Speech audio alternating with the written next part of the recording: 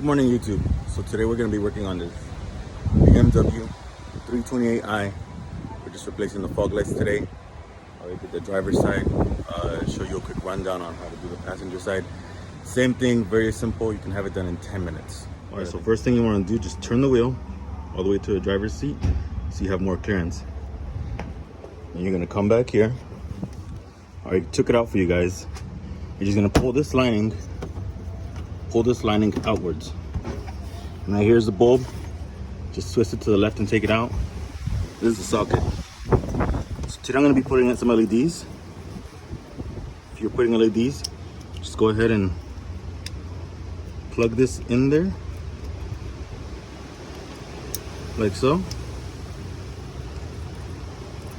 Come over here, insert it in the socket.